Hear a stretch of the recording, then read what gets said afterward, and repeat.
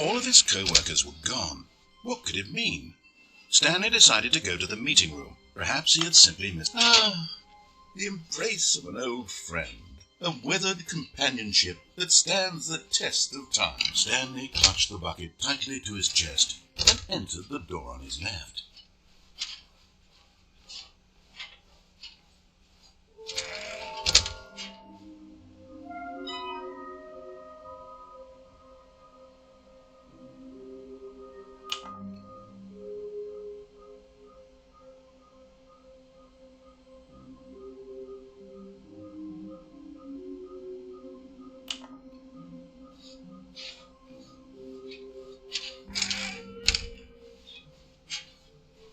Coming to a staircase, Stanley and the bucket walked upstairs to the boss's office. You're getting close now, Stanley. You've nearly gotten all of the Figler and Marines. Very soon you'll collect the last one, and then the first number will equal the second number, and that will be it. We'll be different people by then. Different in the sense that we used to have none of them, and now we have them all. You can't go back to when you had no Figler and Marines. None of us can.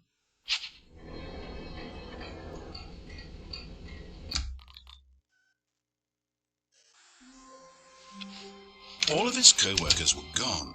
What could it mean? Stanley decided to go to the meeting room.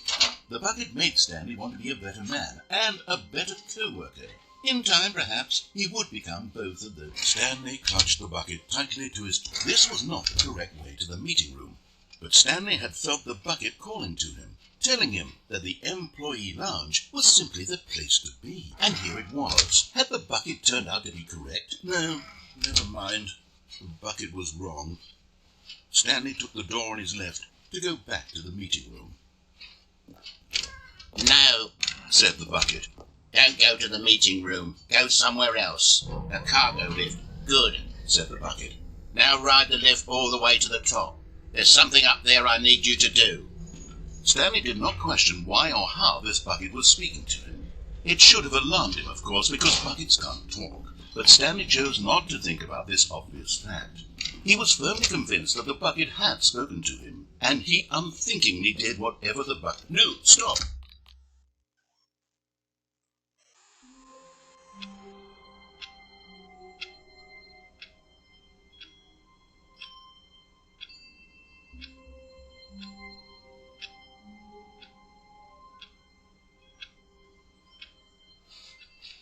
All of his co-workers were gone.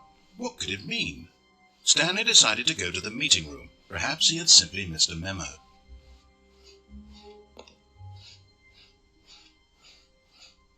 When Stanley came to a set of 2 open doors, this was not the correct way to the meeting room, and Stanley knew it perfectly well. Perhaps he wanted to stop by the employee lounge first, just to admire it.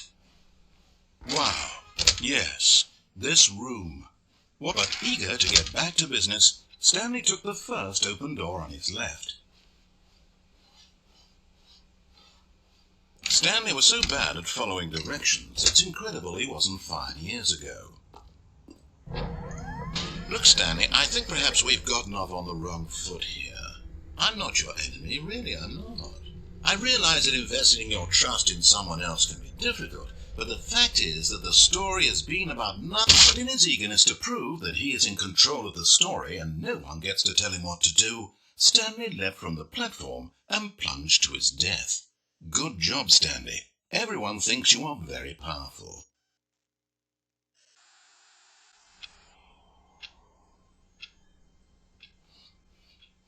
All of his co-workers were gone. What could it mean? Stanley decided to go to the meeting room. Perhaps he had simply missed a memo.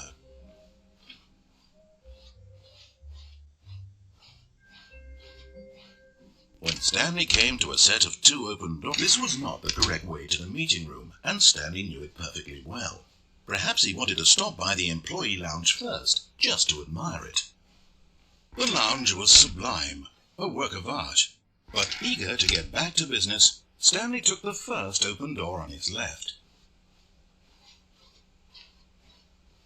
Stanley was so bad at following directions, it's incredible he wasn't fired years ago.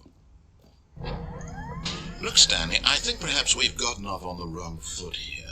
I'm not your enemy, really, I'm not.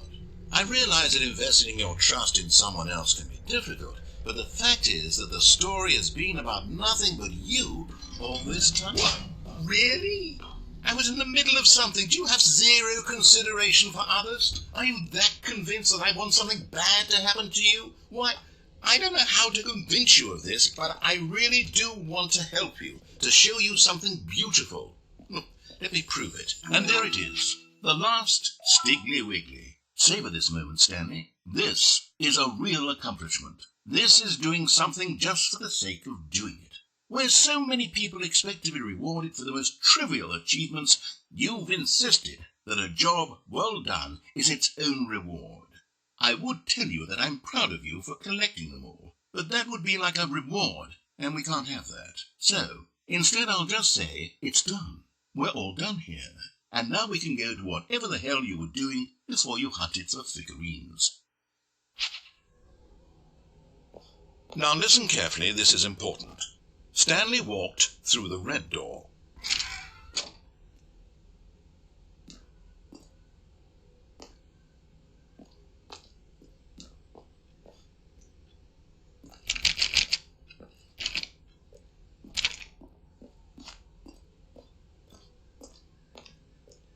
Aha, perhaps you misunderstood. Stanley walked through the red door. I still don't think we're communicating properly.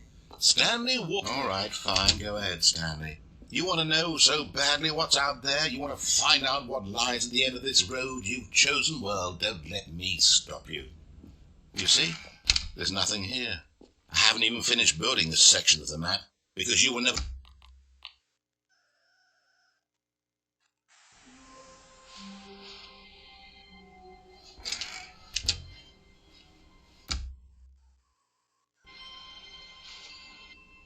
Stanley, I'm sorry, but I have to put a pause on things. It's those figurines, those figures. I haven't stopped thinking about them since you nabbed every last one. Wasn't it just the most intrinsically fulfilling moment of your entire life? Didn't it fill you to the brim with inner richness? Yes, I know we're supposed to be telling a story, but would you please indulge me with one more trip back to the memory zone? I would love nothing more than to revisit the figurines. Just one more time.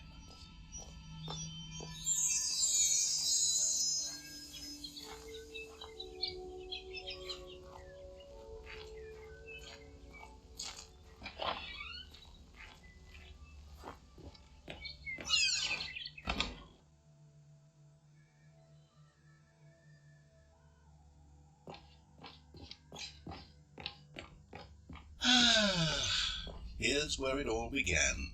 The first collectible. Back then we had no idea of how many of them we'd find. Sure, it said 6 right there on the screen, but how could we know for certain? We were so innocent. We'll never be like that again, Stanley.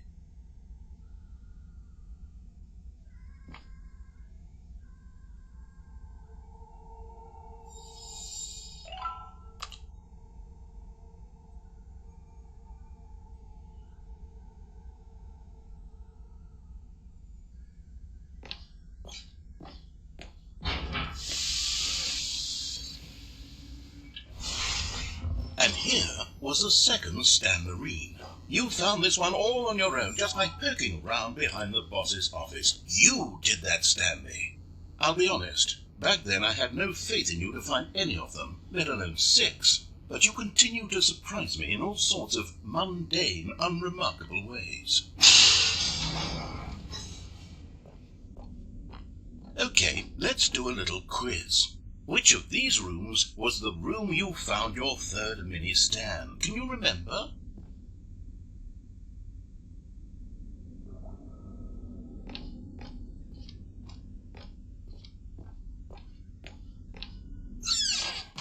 Hey, that's exactly right. It was here in the boss's bathroom. It was the third one. You picked it up, and then after that, you had 3 of them.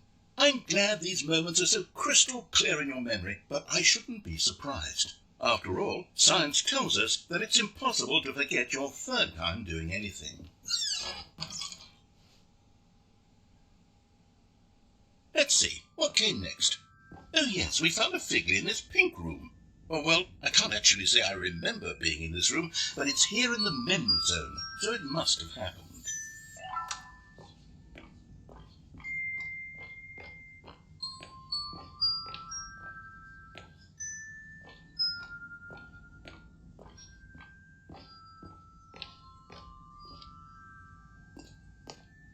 This was the 5th mini stand, and this one was really something special. It was under the stairs. I remember it so clearly. In fact, because this one is particularly special to me, I made a little video to commemorate the occasion. Enjoy.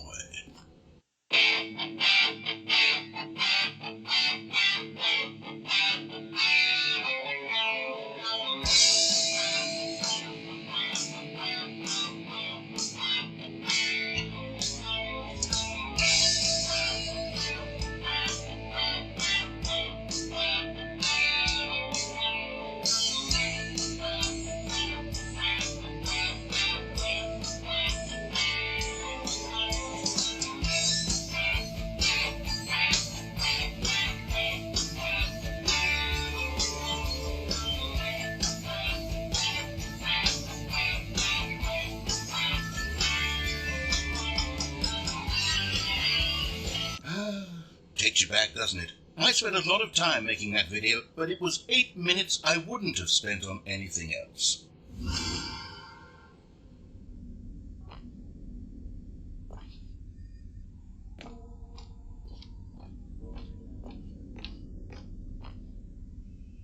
And then, Stanley, we came to the last collectible, the final figurine, right here by the red and blue doors. This memory is the most distinct and clear in my mind, perhaps because it was the one that happened more recently than all the others. Who can truly say how the mind works? All I know is that this is the moment where you picked up a figly and I thought to myself, yes, that's all of them. They're all collected. It was a moment unlike any other. Except for the other moments picking up figurines, which it was exactly like.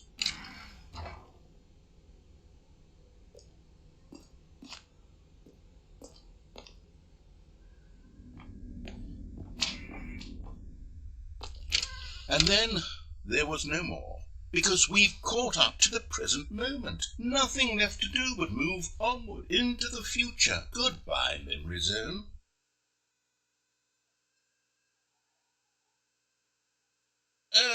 No, I'm not done. I'm not ready to move on. Stop the loading screen. Isn't there some way we can stay here, keep enjoying these figurines? Let's just go backwards. We'll do the memory zone again from the opposite direction. See how that feels. Okay, yes, the room with the red and blue doors. I remember this. I must say, of all the figurines we looked at in our initial tour of the memory zone, this one is the most distinct and clear in my mind. Let's keep going, I want more. And here's where I made that video. Don't you remember the video we watched?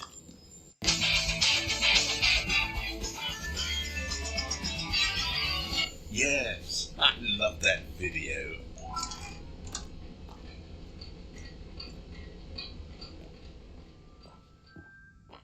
Still don't remember the pink room, Stanley. Still no memory of this one. Good room, though. A solid room.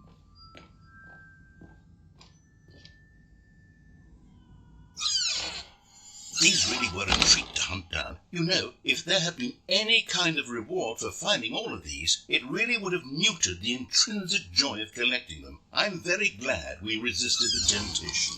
Next one.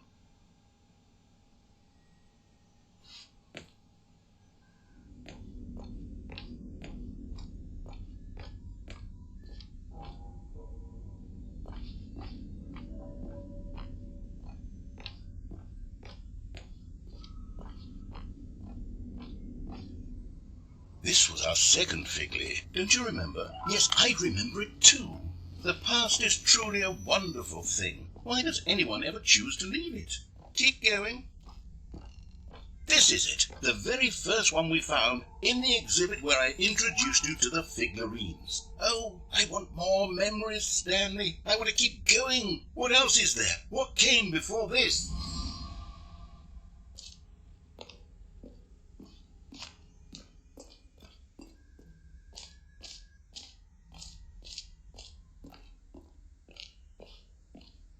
Look, it's the terrible new content that we were originally sold on. I remember hating it back then, but time does put a rosy filter on everything. In fact, oh yes, the two doors! Who could have forgotten that? A classic memory, this one.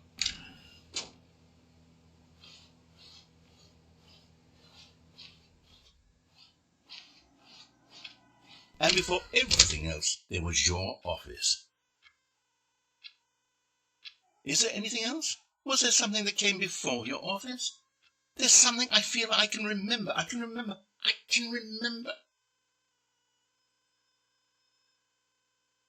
Yes, I'm remembering something now. I remember before this whole story got started. Back then I was different. I used to make big decisions. I was passionate. I was skeptical. I weighed each decision with profound thoughtfulness. And then somewhere along the way I stopped making decisions. I became lazy. And I came up with a character named Stanley to do my thinking for me. He would make the decisions. He would decide which way to go. I would cheer him on as he collected figurines for no reason. Why did I invent Stanley? Was I lonely? Yes, perhaps that's it. Perhaps I needed to imagine I had companionship. And Stanley really did make for a wonderful companion, even if he was a fiction. But I suppose it's grown old. I want to think for myself again. I want to go back to how it used to be. Yes, I can be on my own again. I can do it. I'll be stronger this time. I'll take care of myself. I don't need Stanley anymore. Oh, but he truly was so much fun to play with. You know what? Since we're in the memory zone, how about one more good memory? Let's go back just once and give Stanley one more run of the office, and then I'll retire him for good. I did enjoy telling this story so very much. Okay, here we go. This is the story of a man named Stanley.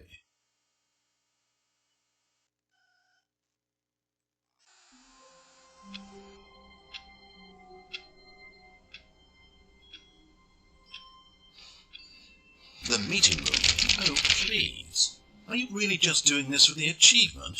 Click a door 5 times.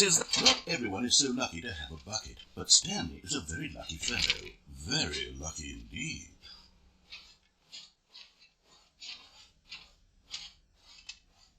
Stanley clutched the bucket tightly to his chest and entered the door on his left.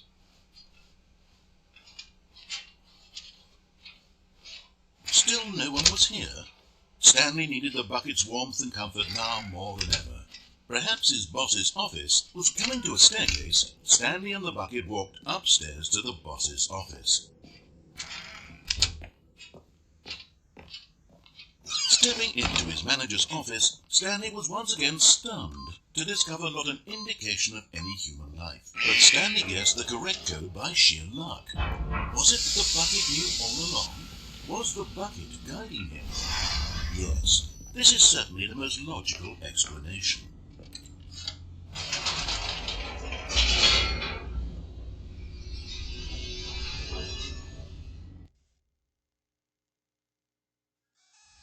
The elevator raced downward, plummeting towards an unknown fate. It would be all Stanley could do to keep himself together, if not for the bucket. Soothing him, comforting him, reassuring that in this darkest moment of uncertainty, he would be all right. The bucket is here for you, Stanley. Everything will be fine.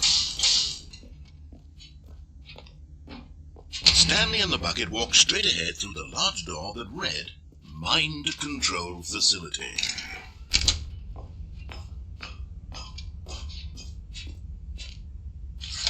The lights rose on an enormous room packed with television screens. What horrible secret did this place hold? Stanley and the bucket both wondered to themselves.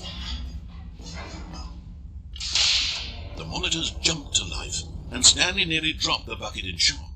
Everyone in the office was being videotaped, monitored like guinea pigs.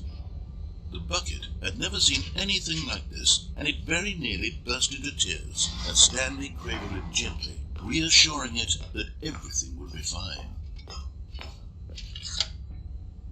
Was the bucket under the mind control facility's influence as well? Had the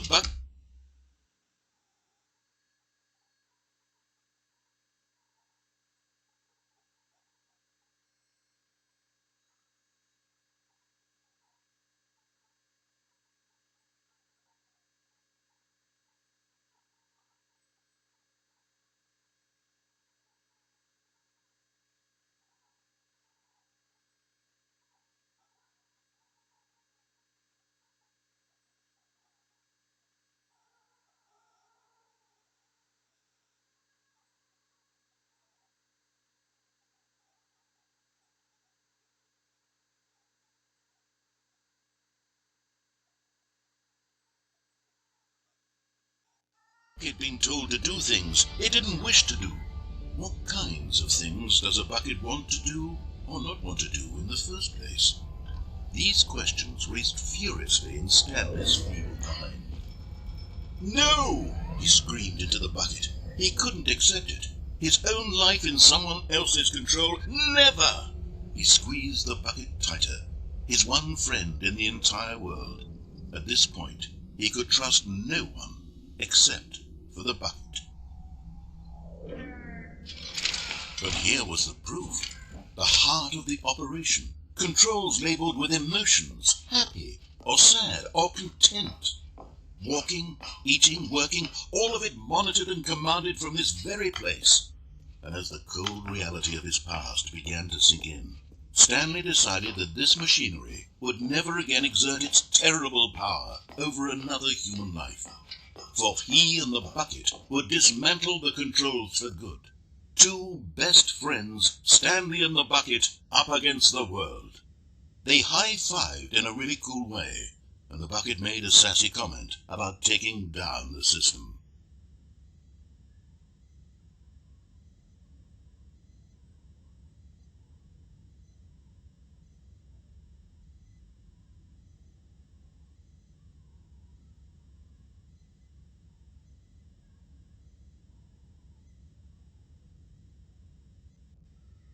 But at the last second, the bucket jumped in and pressed the button to turn on the controls. Stanley gasped in horror. Had this been the bucket's plan all along? To take over the machine and claim the power for itself? How could the bucket have betrayed him like this? Stanley was prepared to throw the bucket away in disgust, when suddenly an image appeared upon the enormous screen. Birds. Silly, silly birds. The control buttons became active again.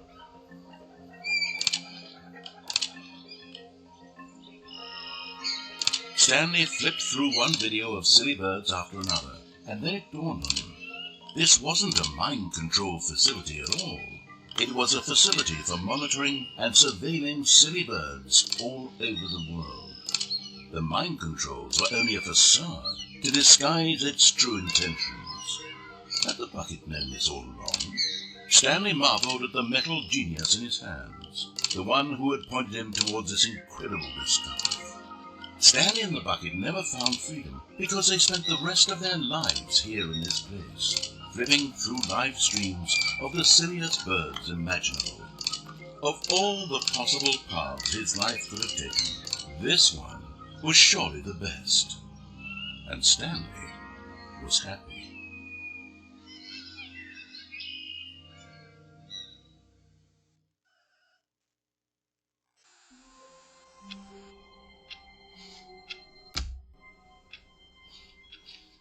Already this was uncomfortable, and Stanley decided that as soon as he found a new space he felt safe in, that he would never leave it again in his life. It takes a lot of humility to carry a bucket so magnificent. Stanley checked his ego and then proceeded on. Stanley clutched the bucket tightly to his chest.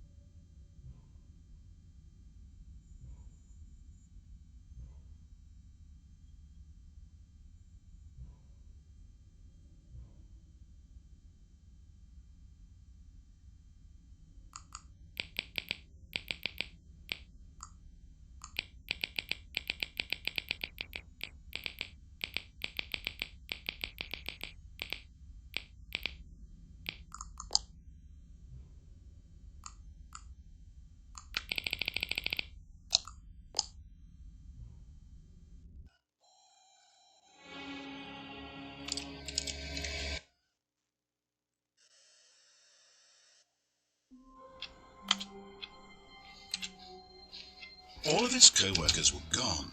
What could it mean? Stanley decided to go to the meeting room. Perhaps he had simply missed a memo.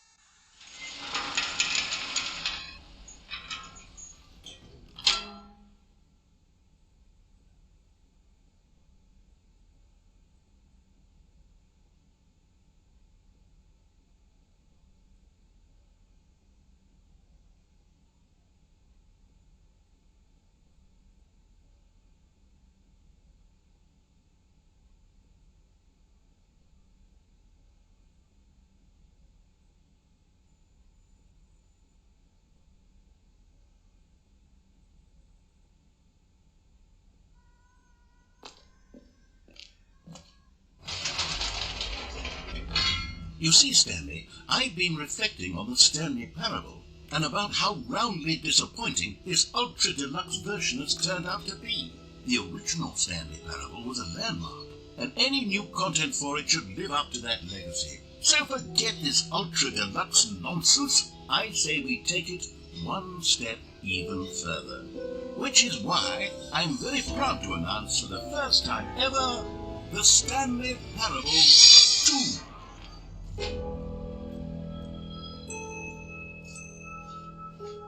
Yes, you see, isn't this far superior to a measly re-release with a few minor additions? Think of all the new territory we'll cover with a fully fledged sequel. An entirely new experience, built from the ground up. Why, there are so many possibilities. It could go in so many different directions. This is what fans have truly been asking for.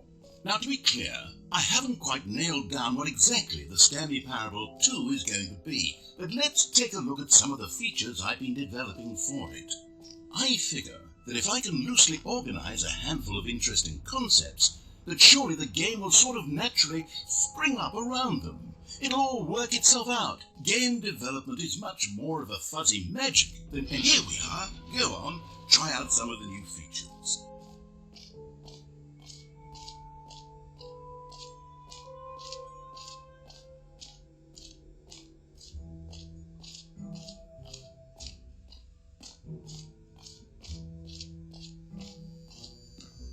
Now, here's something special. You remember that broken test achievement that got left in the game on accident? Well, I'm developing a technology to simply give you the achievement. Yes. You see, you'll come to this lever, and when you pull it, the achievement... As you can see, the machine is not working yet since... What? Wait, what in the holy hell is going on? You got the achievement? Why did the machine work? Stanley, I didn't fix it. I didn't do anything to it. I swear, it was broken just a second ago. Who fixed it? Is someone here? Are we being watched? Oh, God. Composure, composure. Yes, as you can see, the machine is working as normal, as I intended. It truly speaks to the awe-inspiring magic of the Stanley Parable too. Breathe. Just breathe.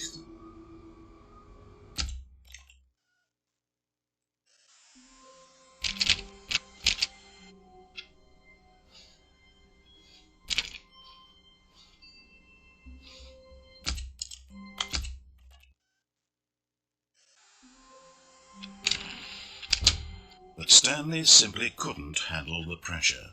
What if he had to make a decision? What if a crucial outcome fell under his responsibility? He had never been trained for that. No. This couldn't go anywhere except badly. The thing to do now, Stanley thought to himself, is to wait. Nothing will hurt me. Nothing will break me. In here I can be happy forever. I will be happy. Stanley waited. Hours passed, then days. Had years gone by? He no longer had the ability to tell. But the one thing he knew for sure, beyond any doubt, was that if he waited long enough, the answers would come. Eventually, someday, they would arrive. Soon, very soon now, this will end. He will be spoken to. He will be told what to do. Now it's just a little bit closer. Now it's even closer. Here it comes.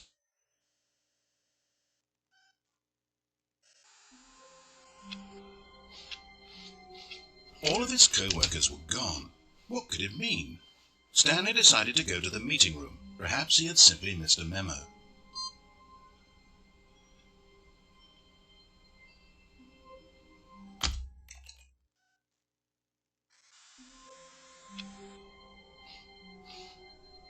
All of his co-workers were gone. What could it mean? Stanley decided to go to the meeting room. Perhaps he had simply missed a memo. When Stanley came to a set of 2 open doors, he entered the door on his left.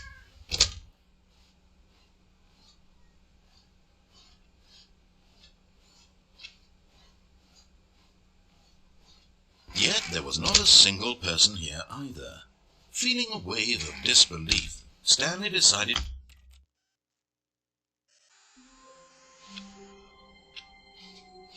all of his co-workers were gone. What could it mean? Stanley decided to go to the meeting room. Perhaps he had simply missed a memo.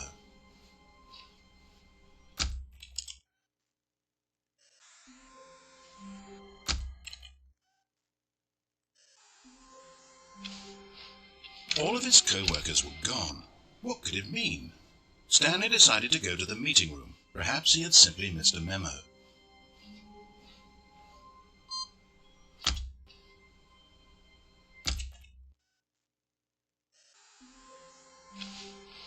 Just a step through this door, Stanley thought to himself. That's all I need. If I can make it through this door, I can make it through them all.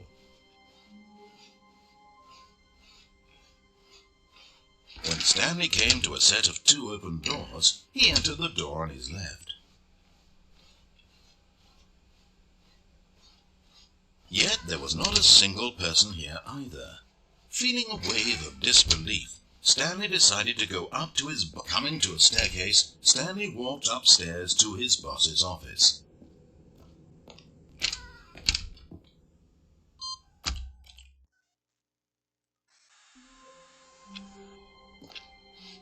All of his co-workers were gone. What could it mean?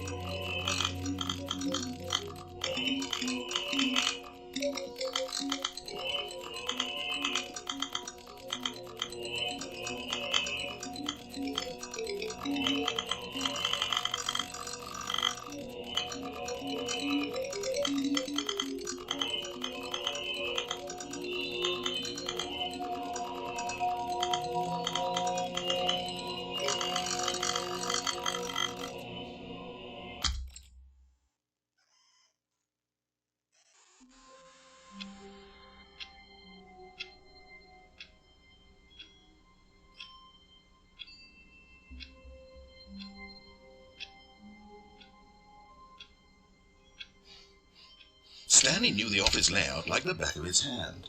It was only a matter of time before he found the others, wherever they were. Just a matter of time.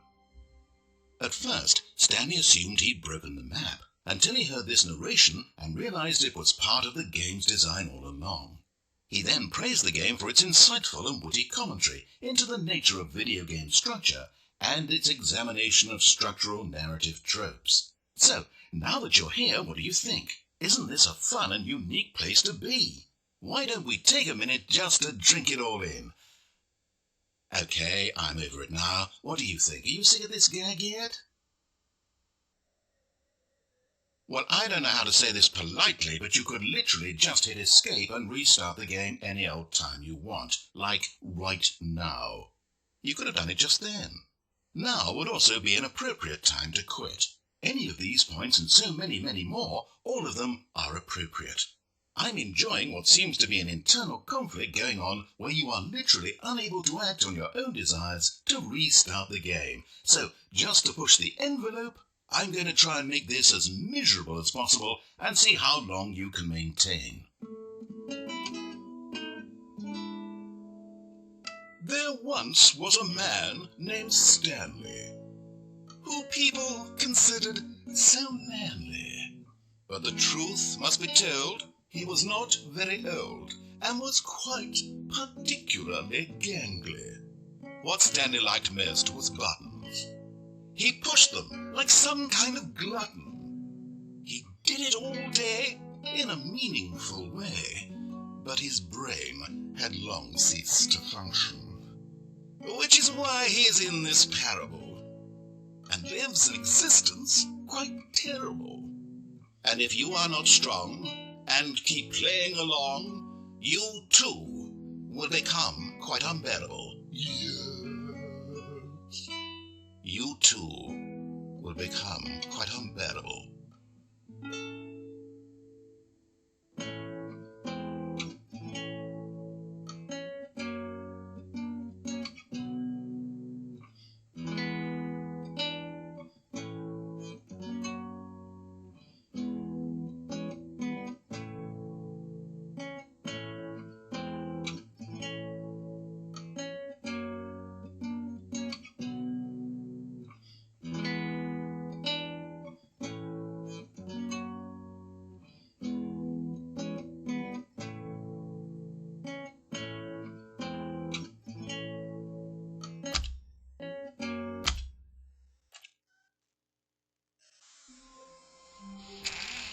Stanley cradled the bucket in a gentle... All of his co-workers were gone. What could it mean? Stanley decided to go to the meeting room. Perhaps he had simply missed a memo.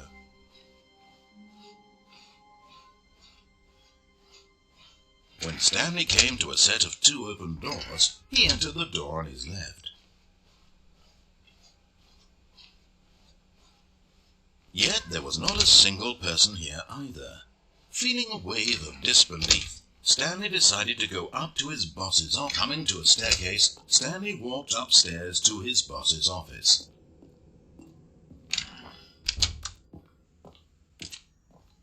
Stepping into his manager's office, Stanley was once again stunned to discover not an indication of any human life. Stanley was in such a rush to get through the story as quickly as possible, he didn't even have a single minute to just let the narrator talk.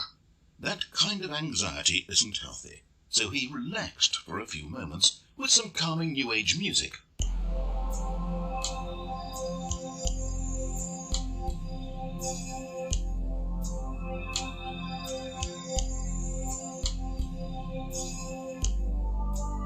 Feeling soothed and rejuvenated, Stanley calmly walked forward into the opened passageway.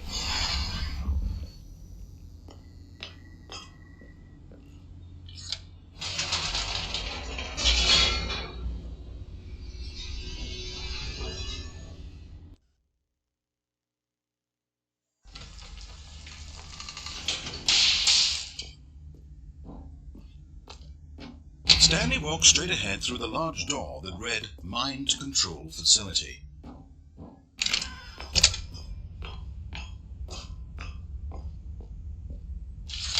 The lights rose on an enormous room packed with television screens. What horrible secret did this place hold? Stanley thought to himself. Did he have the strength to find out? Now the monitors jumped to life, their true nature revealed. Each bore the number of an employee in the building, Stanley's co-workers. The lives of so many individuals reduced to images on a screen, and Stanley, one of them, eternally monitored in this place where freedom meant nothing.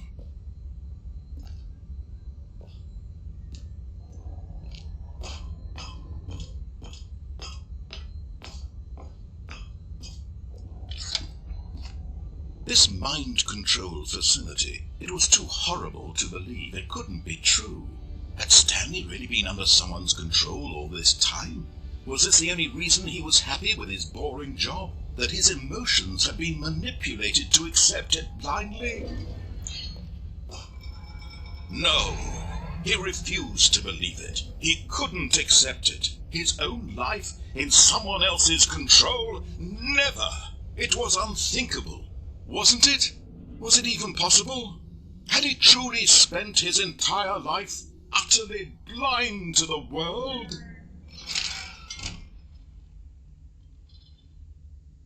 But here was the proof, the heart of the operation. Controls labeled with emotions, happy or sad or content, walking, eating, working, all of it monitored and commanded from this very place. And as the cold reality of his past began to sink in, Stanley decided that this machinery would never again exert its terrible power over another human life. For he would dismantle the controls once and for all.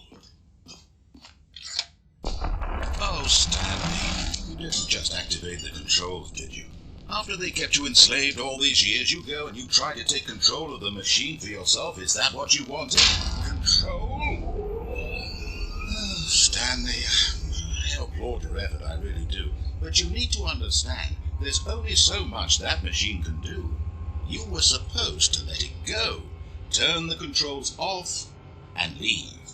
If you want to throw my story off track, you're going to have to do much better than that.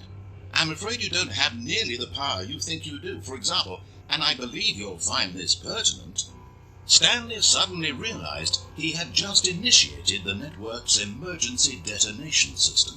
In the event that this machine is activated without proper DNA identification, nuclear detonators are set to explode, eliminating the entire complex. How long until detonation then? Let's say, 2 minutes. Ah, now this is making things a little more fun, isn't it, Stanley?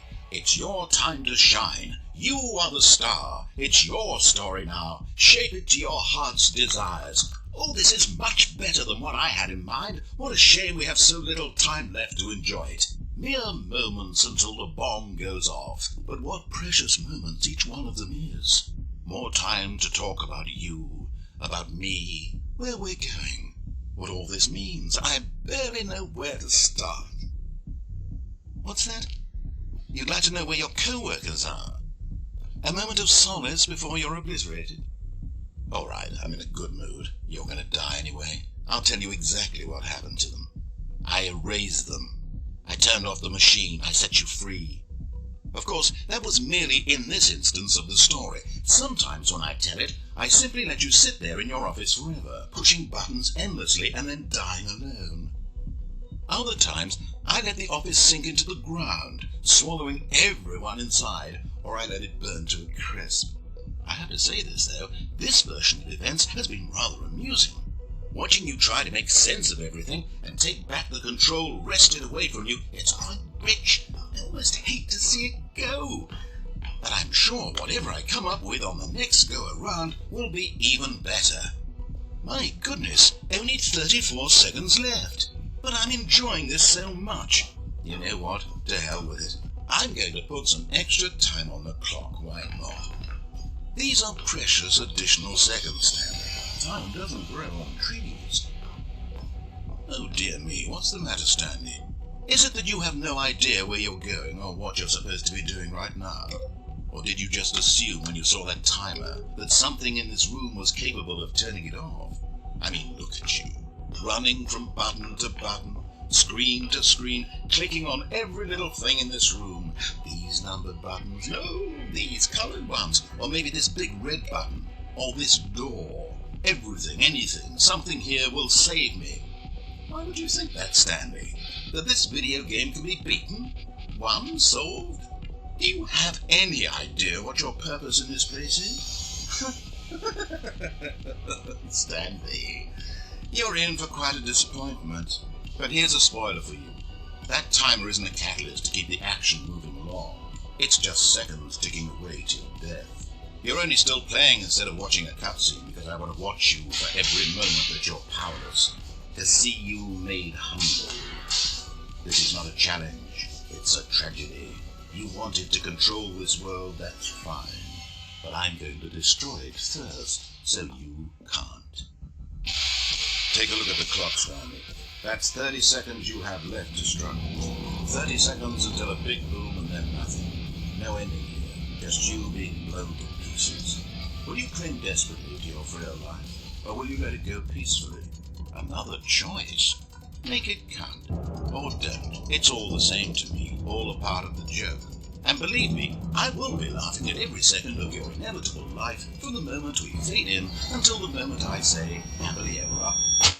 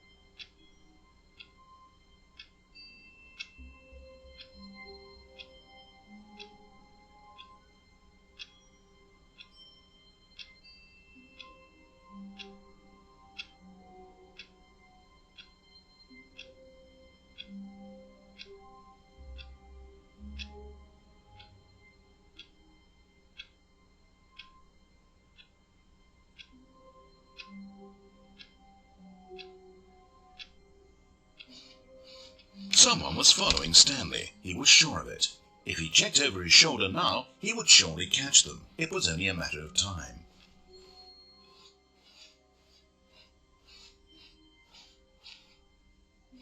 When Stanley came to a set of 2 open doors, this was not the correct way to the meeting room, and Stanley knew it perfectly well. Perhaps he wanted to stop by the employee lounge first, just to admire it. Standing now in this incredible room, Stanley for the first, but eager to get back to business, Stanley took the first open door on his left. Stanley was so bad at following directions, it's incredible he wasn't fired years ago. Look, Stanley, I think perhaps we've gotten off on the wrong foot here. I'm not your enemy, really, I'm not. I realize that investing your trust in someone else can be difficult, But the fact is that the story has been about nothing but you all this time. There's someone you've been neglecting, Stanley. Someone you've forgotten about. Please, stop trying to make every decision by yourself. Now, I'm not asking for me. I'm asking, this is it, Stanley. Your chance to redeem yourself. To put your work aside. To let her back into your life. She's been waiting. That's her, Stanley. You need... Oh, no, you can't... Did you just unplug the phone? No, that wasn't supposed to be a choice. How did you do that? You actually chose incorrectly? I didn't even know that was possible. Let me double check.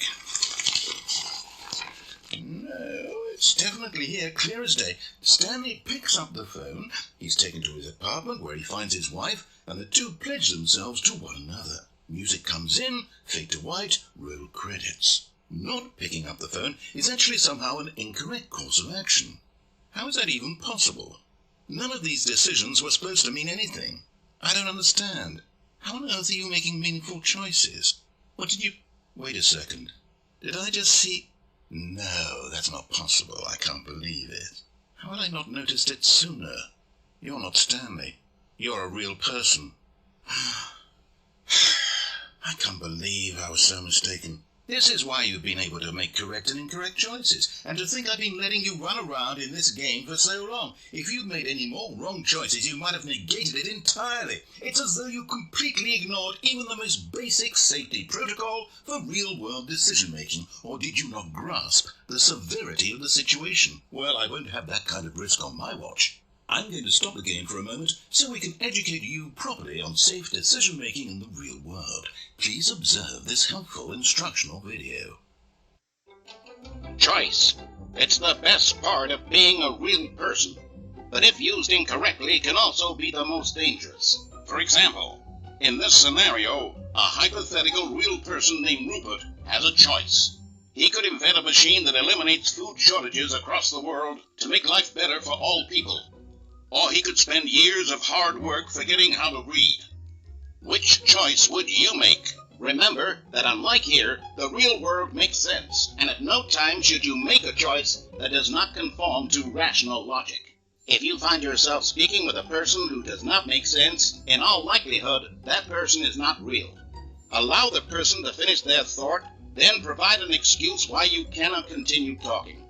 Turn to a partner and practice saying, "My goodness, is it 4:30? I'm supposed to be having a back, sack, and crack." Excellent.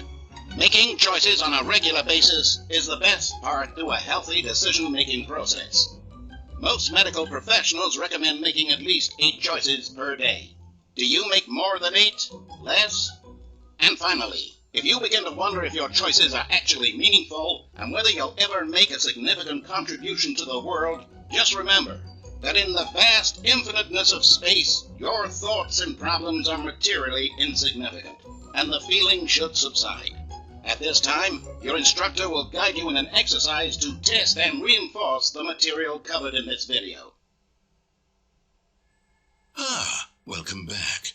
You may have noticed that this room has begun to deteriorate as a result of narrative contradiction. But not to worry. Now that you're properly informed on good decision-making, we're going to revisit a choice you made just a few minutes ago and see what the correct thing to do would have been. This way, please.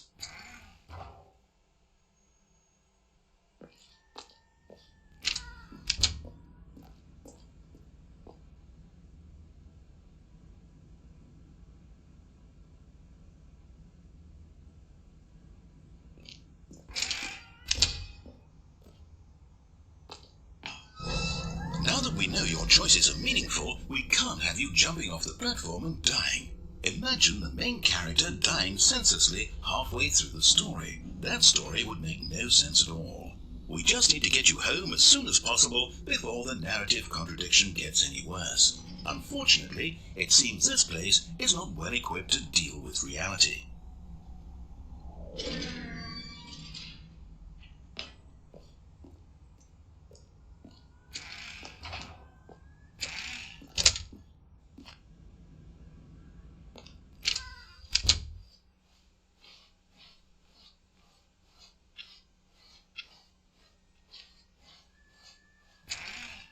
almost there. You'll take the door on the left, back to the correct ending, the story will have resolution once again, and you'll be home free in the real world. Now remember, all you need to do is behave exactly as Stanley would. That means choosing responsibly and always putting the story first. I'm quite sure you'll be up to the task. Just follow my lead and you'll be fine. All right. When Stanley came to a set of 2 open doors, he entered the door on his left. No! Why did you do that? Quickly, hurry back in the other direction. Perhaps we're not too late.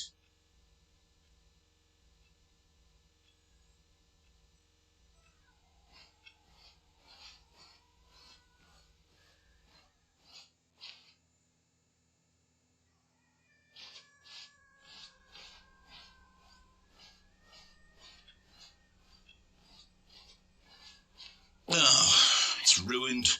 I can't believe, after everything we talked about, that my story, you've destroyed my work. Why? For what? What did you get out of that? What did you think was so special about seeing the game undone, left here like so much garbage? It's worthless now. And what am I supposed to do? Even if there were a way to continue, would it be worth it? To know that my story is now incorrect? How can I go back to that? I can't erase that knowledge. I'll have to live with it forever. Reliving its impossibility forever. I couldn't live that way. Is it better to shut the game down entirely? To willingly destroy all of my work? I don't know. What's the answer? What do I do? What do I do? What do I... No, I have to. I have to shut the game down. I have to. I have to.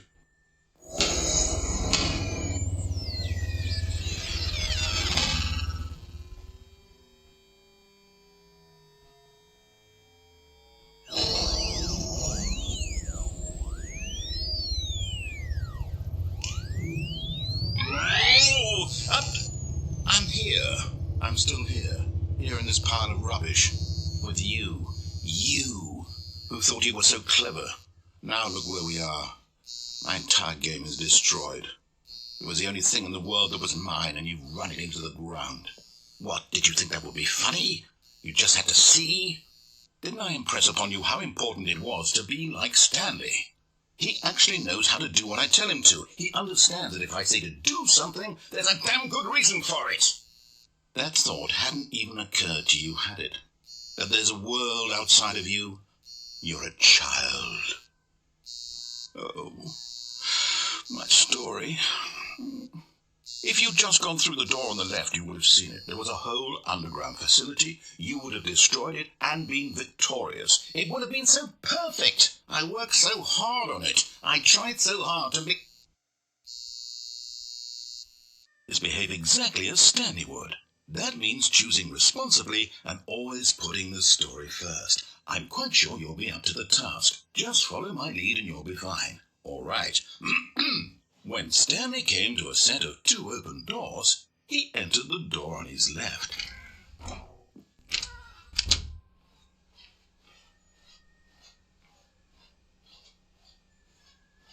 Yet there was not a single person here either. Feeling a wave of disbelief, Stanley decided to go up to his boss's office. Coming to a staircase, Stanley walked upstairs to his boss's office.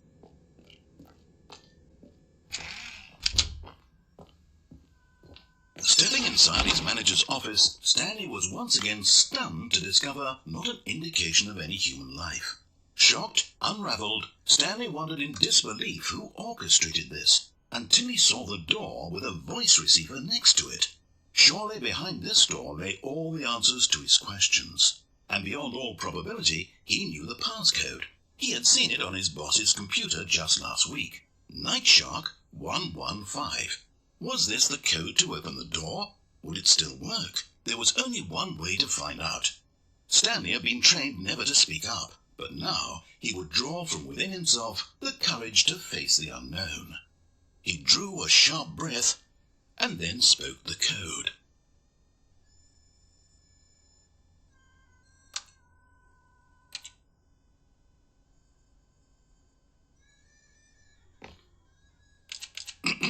Stanley spoke the code.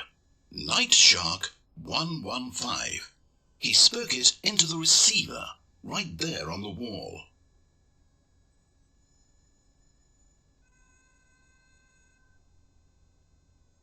I'm sorry, is there a problem? You didn't mishear me, did you? Please speak the code into the receiver. Otherwise we can't get on with the story. This is a crucial step.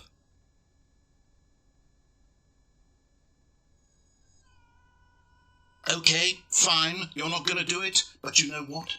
It's pretty humiliating to bring you this far, only for you to suddenly decide you have better things to do. I asked you for this one single thing, for your respect. The kind of respect Stanley shows for his choices. He knows what it means to take a story seriously. If you didn't want to see what I had to show you, then why did you come here? You had a choice, you know. You could have gone through the door on the right. You could have done whatever the hell you wanted over there. Why did you come this way? Speak. Say something to me. Explain yourself, you coward. You... When Stanley came to a set of 2 open doors, he entered the door on his left. Stanley? Hello? Are you... Is everything okay? Stanley, please. I need you to make a choice. I need you to walk through the door. Are you listening to me? Can you hear me? Is everything all right? Stanley, this is important. The story needs you. It needs you to make a decision. It cannot exist without you. Do you understand me? Whatever choice you make is just fine. They're both correct. You can't be wrong here. We can work together. I'll accept whatever you do. I simply need you to take that step forward, please. Choose. Do something. Anything. This is more important than you can ever know. I need this. The story needs it. So, you hear me? Are you there? Are you listening to this? Stanley, are you there? Okay. It's okay, I can wait. You need time to decide. Time to make sure your choice is correct. That is the best choice. That's all right. I'll wait for you to decide what's the right thing to do. Take as much time as you need.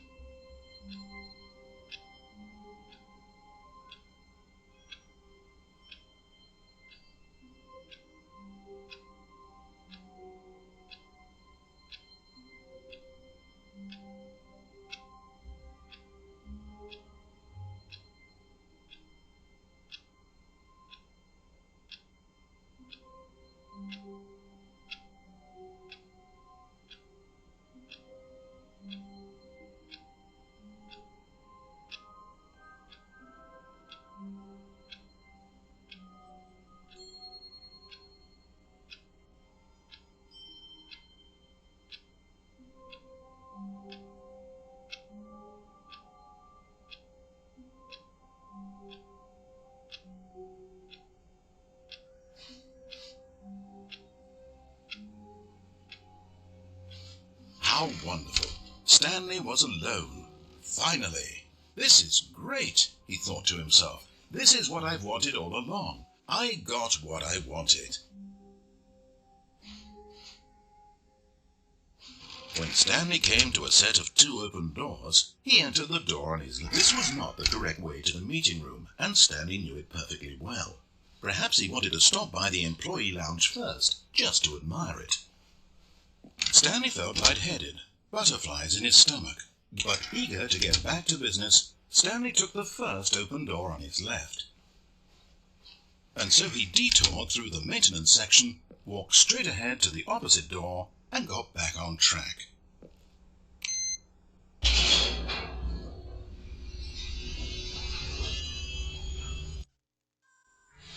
But Stanley didn't want to go back to the office. He wanted to wander about and get even further off track. So now in order to get back, he needed to go, from here it's, left. Oh, no, it's to the right, my mistake. No, not the right. Why would I have ever said it was to the right? What was I thinking? It's clearly... Oh dear, would you hold on for a minute, please? Now, let's see. We went down, right, left, down, left, right. Yep, okay, yes. I've got it now. This story is absolutely, definitely this way.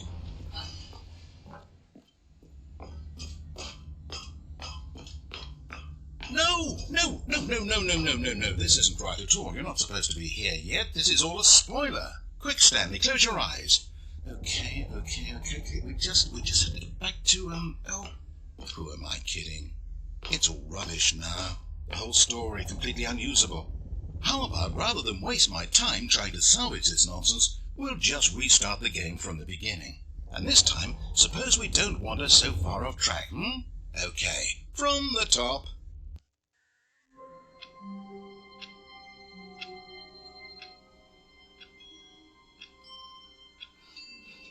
All of his co-workers were gone. What could it mean? Stanley decided to go to the meeting room. Perhaps he had simply missed a memo.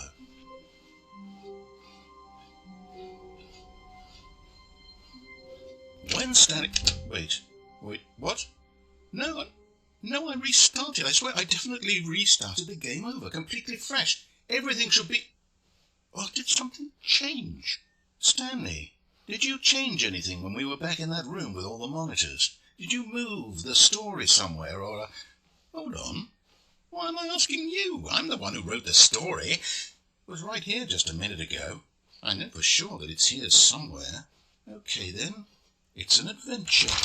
Come, Stanley. Let's find the story.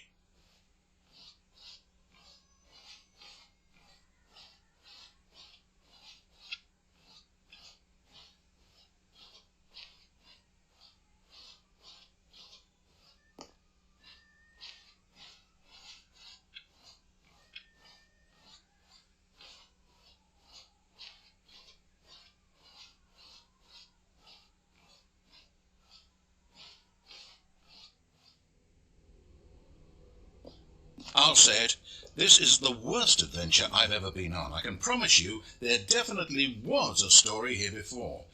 Do we need to restart the game again? Well, I find it unlikely that we'll ever progress by starting over and over again, but it's got to be better than this. Okay, let's give it a shot, why not?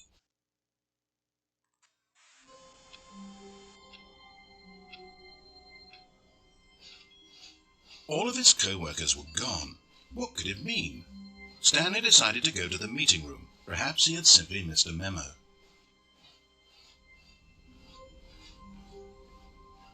Okay, yep, it's worse. I might be remembering this wrong. It's possible the story is back where we just came from. Why don't we go back the other direction and see if we missed anything?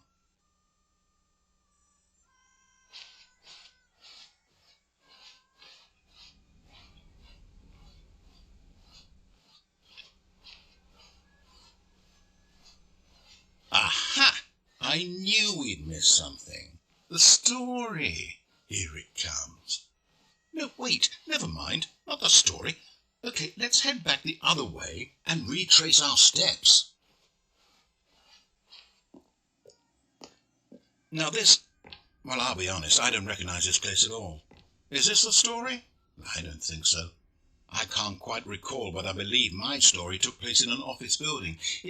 Is that correct? Do you remember, Stanley? Well, do you know what? Since I've completely forgotten what we were supposed to be doing, how about this? You win! Congratulations! I know you put in a lot of hard work, and it really paid off, so good job. Oh, no, I don't feel right about this at all. We both know you didn't put in any actual work for that win. Some people win fair and square, and this was not one of those situations. Okay, I'm getting weirded out by whatever this place is. I don't care what might happen this time, I have to restart.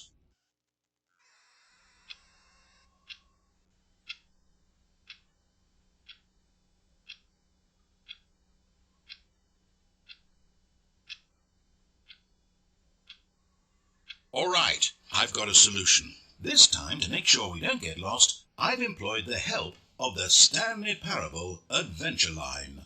Just follow the line. How simple is that? You see, the line knows where the story is. It's over in this direction. Onward, Stanley, to destiny. Though, here's a thought. Wouldn't wherever we end up be our destination, even if there's no story there? Or to put it another way, is the story of no destination still a story? Simply by the act of moving forward, are we implying a journey such that a destination is inevitably conjured into being via the very manifestation of the nature of life itself? Whoa. Hang on. That got a bit weird back there. Well, I'd like to apologize. Not sure where I was going with all that. You know what? I think what we need right now is a bit of music to lighten the mood.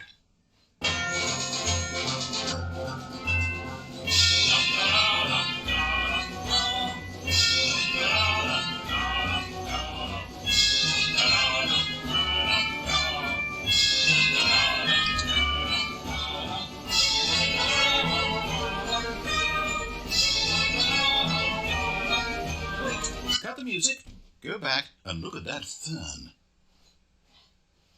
Stanley, this fern will be very important later in the story. Make sure you study it closely and remember it carefully. You won't want to miss anything.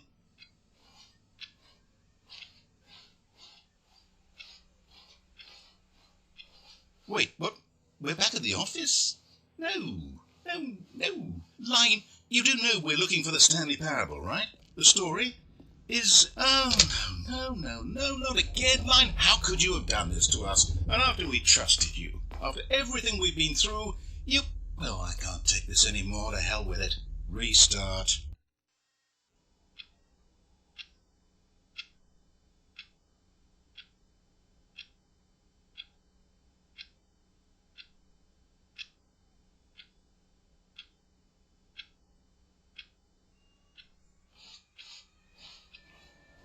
You know what, Stanley? I say forget the adventure line. What's it ever done for us? We're intelligent people, right? Why can't we make up our own story? Something exciting, daring, mysterious. Oh, this all sounds perfectly doable. Why don't we simply start wandering in, well, I don't know. How about this direction? Now, yes, this is exciting. Just me and Stanley forging a new path, a new story. Well, it could be anything. What do you want our story to be? Go wild. Use your imagination. Whatever it might be, Stanley, I'm ready for it. Oh, no, not you again. Stanley, I'd also like to veto the line from having any role in our awesome new story. No lines or monitor rooms. Just don't acknowledge it, and we should be fine.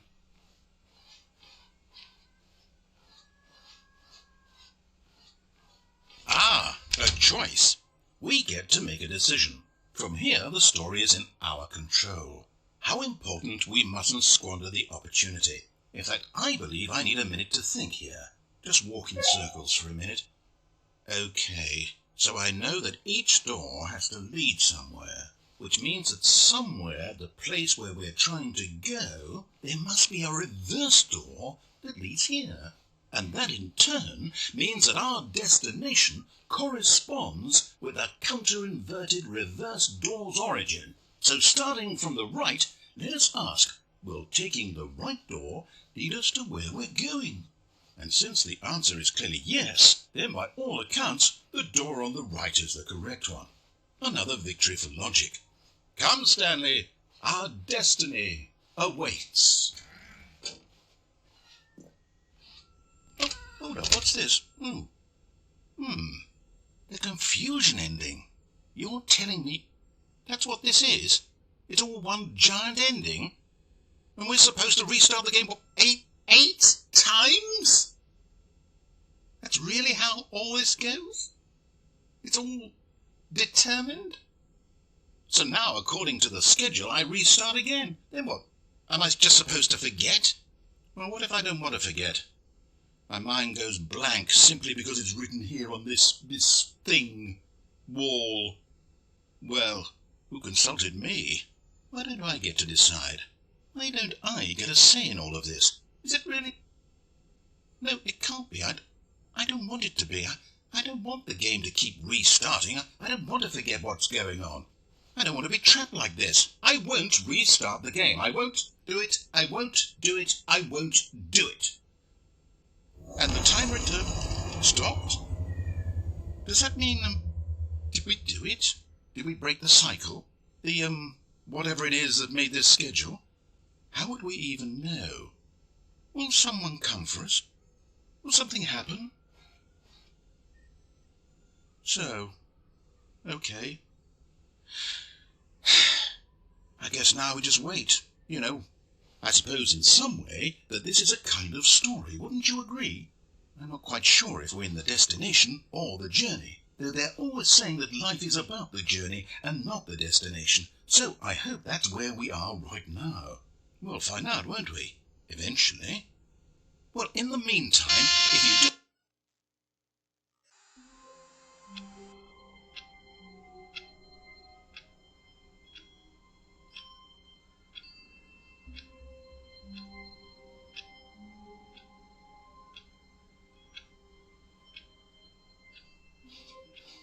All of his co-workers were gone.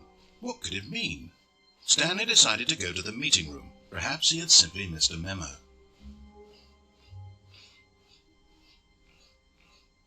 When Stanley came to a set of 2 open doors, he entered the door on his left.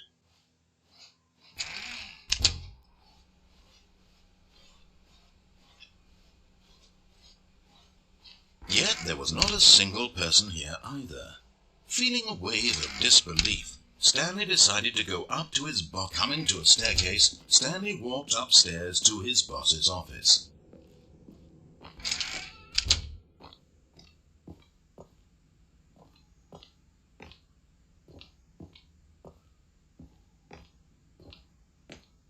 Okay, I think we all...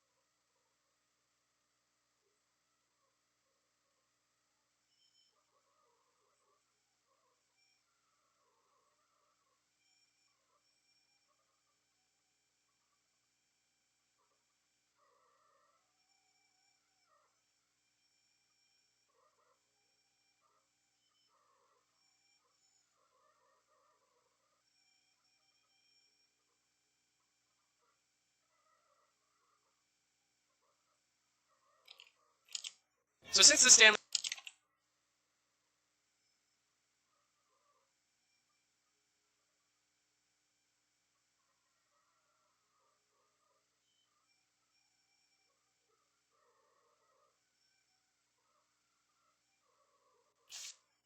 Sometimes we come across an ending in a video game that makes you think,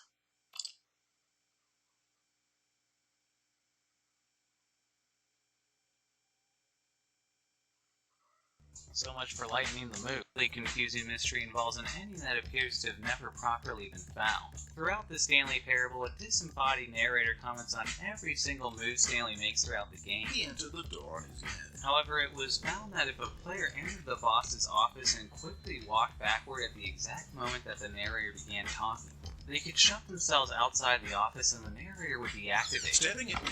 which, when looking at the developer console, doesn't seem intentional. Doing so appears to activate a failsafe for the player, as the doors in the previous areas inexplicably reopen. If we were to backtrack to the beginning of the game, we'd find door 428 is now open, which never opens under any other way that we know. Entering the door takes the player to a mysterious area only known in the developer console as Red Stair, an environment with many winding staircases and multiple empty floors. At the top of the stairs we can find a warning on the wall, with an obscured message at the bottom we can only read if we rip the file from the game, which states, "Both the narrator and the player must be present in order for the escape sequence to play out as intended," which unfortunately has never been achieved as no one's ever gotten here without deactivating the narrator. Past the door, the player can find what appears to be an escape pod, when suddenly the game instantly resets, creating a strange visual manifestation at the bottom of the screen. Playing the scene with the developer console open, we get more clues that this wasn't the intended way of finding this ending, as when we enter the room we can see a number of sound effects fail to load, such as elevator door open and robot hydraulics, which explains why the scene is eerily dead silent. Entering the pod gives us the biggest indication this was never meant to be found, as an error appears that says, "Fix me, William." Many believe a proper way to activate this ending has never been found, especially as a developer in a Reddit AMA revealed there was still at least one secret left in the game that nobody's found. Fortunately, we only have one developer to thank for giving us a starting point. Thank you, William. Don't worry, William, you're far from the first to make a mistake like that and end up covered on this channel. Alan, you're never living that one down. Metal Gear Solid 5.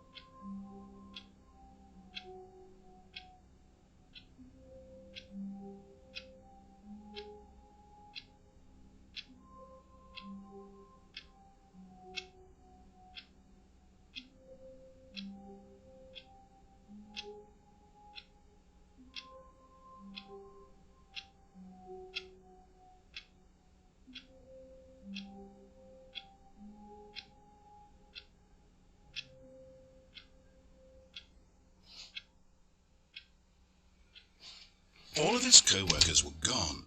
What could it mean? Stanley decided to go to the meeting room. Stanley cradled the bucket in a gentle embrace, protective yet delicate, assertive yet compassionate.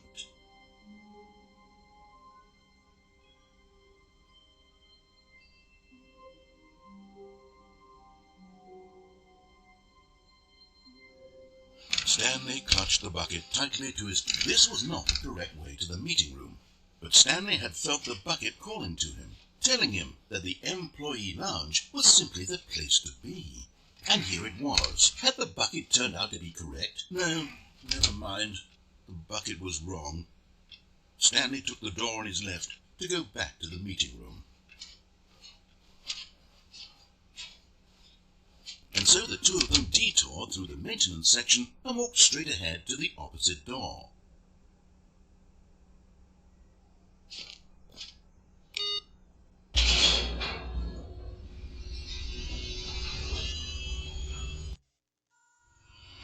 Oh, good Stanley, I'm glad you found your way here. I knew you'd find this place eventually. You see, your friends and I are concerned for you, Stanley. We've come together here because we care about you very much. It's this bucket you're carrying around everywhere.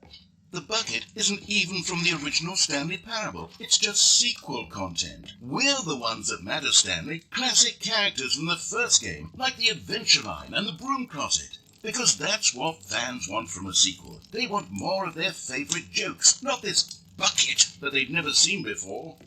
Yes, I know I'm the one who gave you the bucket, but you're spending too much time with it. Don't you want another story involving the Adventure Line? We could make the Adventure Line go somewhere new. Yes, that's what the fans want. Let's do it. Whee! Look at that wacky line. Who knows where it'll go off to next? Oh, and it played some silly music as well.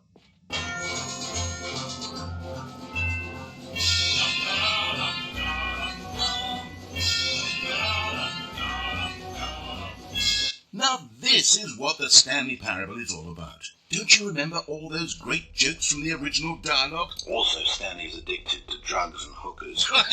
Yes, it's as classic now as it was back then. Let's do it for the fans, Stanley. Let's give them more content exactly like this.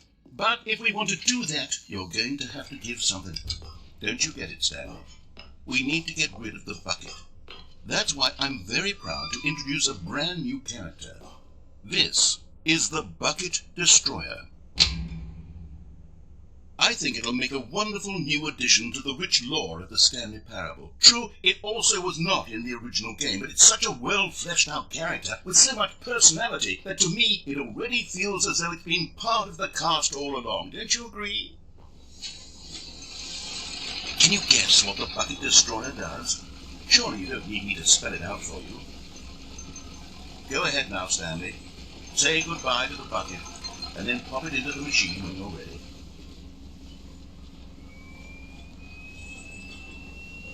Now listen to me. It's crucial that you give it the bucket. I don't know what the Bucket Destroyer will do if it can't destroy your bucket. Destroying buckets is all it knows. That is its singular personality trait. Sure, I can hear you saying, how does a character with only one personality trait deserve to join the pantheon of beloved Stanley Parable characters? Well, you see, if you were to really explore the Bucket Destroyer, you would see that its desire to crush buckets is so densely loaded with complexity and nuance that it's really like 10 personality traits. What other object in this game can you even say that about? The Broom Closet? Certainly not. I wonder what sort of Bucket Destroyer merchandise the fans will be clamoring for after this. Okay, the Bucket Destroyer is getting very upset now. You'll have to hurry and feed it. We can't get back to the classic Stanley Parable characters like the Adventure Line or the Bucket Destroyer until you crush that damn bucket. Quickly now, the fans are waiting. Do it for the fans, Stanley. Give the fans what they want. Hurry and...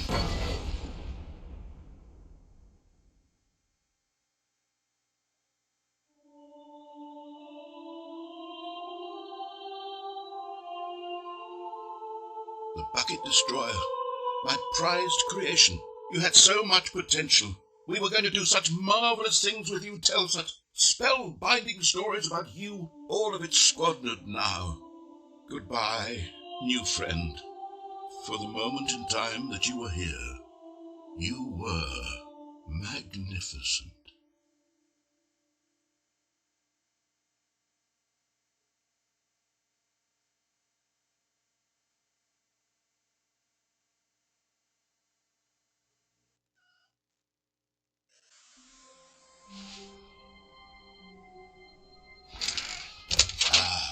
Stanley's bucket. Stanley clutched the bucket tightly to his...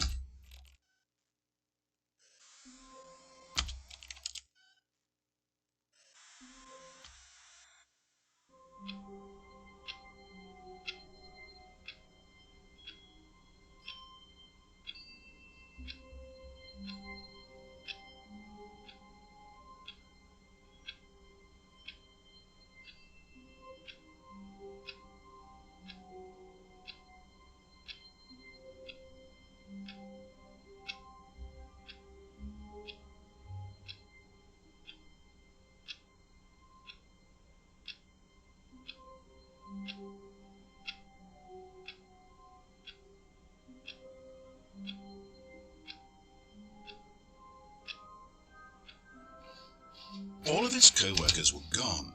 What could it mean? Stanley decided to go to the meeting room. Perhaps he had simply missed a memo.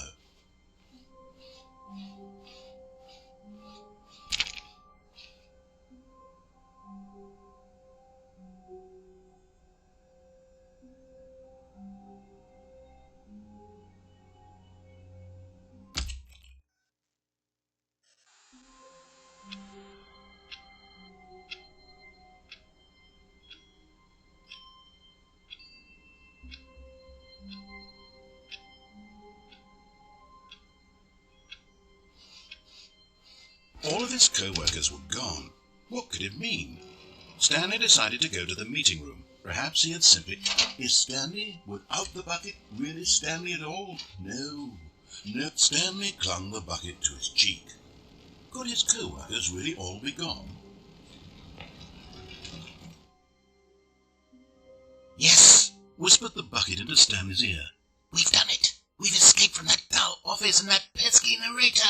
At last, out here in the white void, we are alone. Now, and for the first time, I can reveal to you my true self. The bucket began to tell Stanley of its life and its history, of the countless wars it witnessed, desecrating the land and lives of untold numbers of innocent humans, and the bucket's own complicity therein, of sadness and regret, and the many years it spent dwelling on the actions it might have taken to curb the madness and the decay, if only it had been stronger, of hope and redemption, and its crusade to uplift the stock of life for the common man, to manifest justice where none existed, and the bittersweet reality of time, to see one's dreams and wishes met halfway, meted out in parcels like charity, and abandoned as soon as the warm glow of inspiration begins to dim.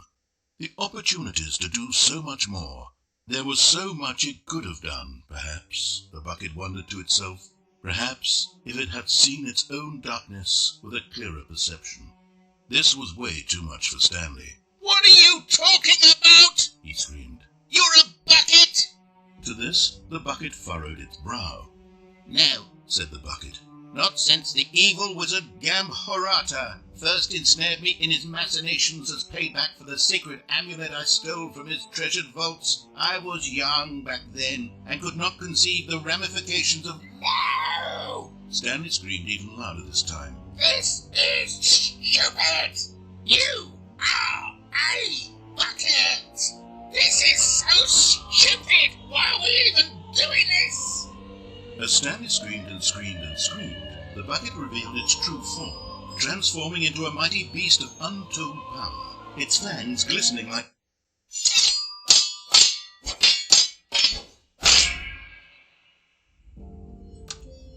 My God, Stanley, you did it! You saved us from the bucket! Thank God you already had all 12 emblems of sages and knew the incantations to summon their true power. Otherwise, we would have easily been overwhelmed by the bucket's power. I'm speechless.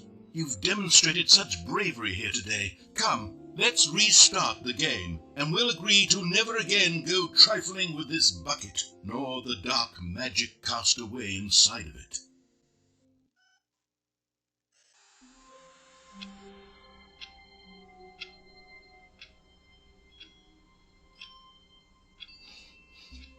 All of his co-workers were gone.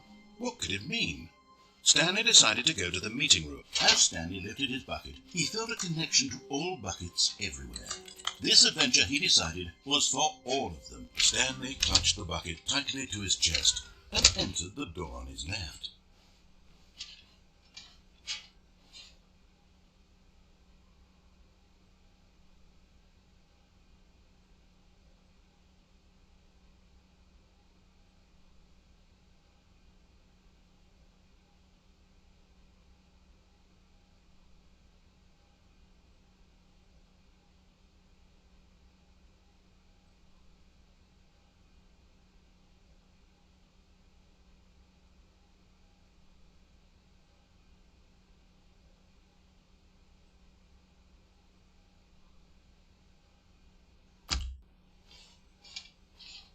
Still no one was here.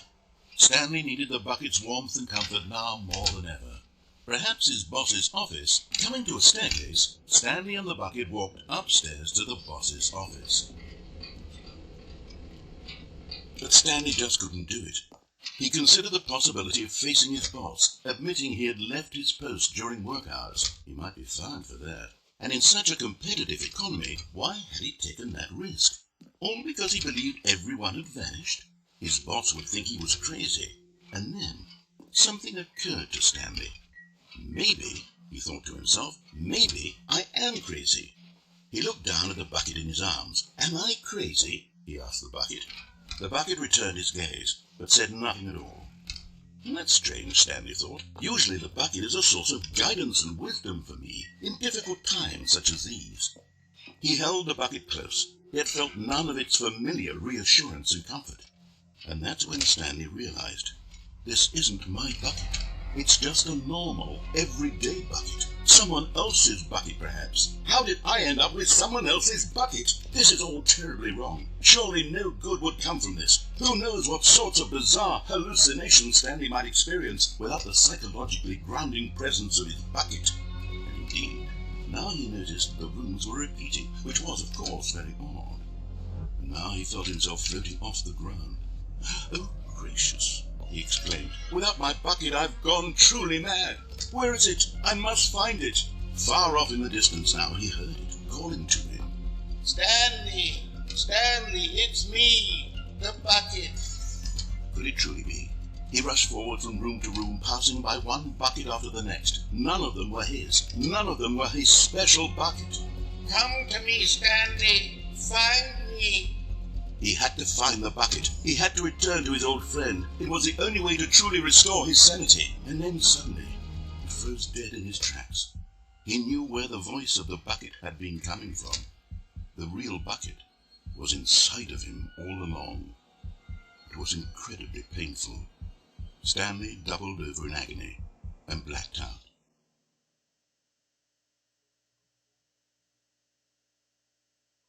This is the story of a woman named Mariella. Mariella woke up on a day like any other.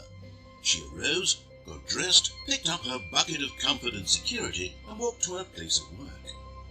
But on this particular day, her walk was interrupted by the body of a man who had stumbled through town, talking and screaming to himself, and then collapsed dead on the sidewalk.